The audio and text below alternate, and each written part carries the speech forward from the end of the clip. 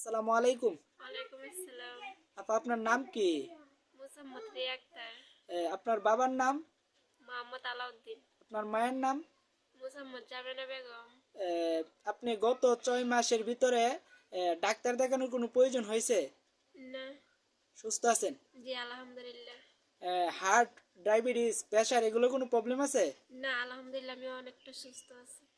গত 6 মাস নিয়মিত কোনো ওষুধ খান? না। আলহামদুলিল্লাহ সুস্থ। জি। আহ, আপনি সোনালী লাইফে একটি বীমা করছেন প্রতি মাসে 1,000 টাকা করে।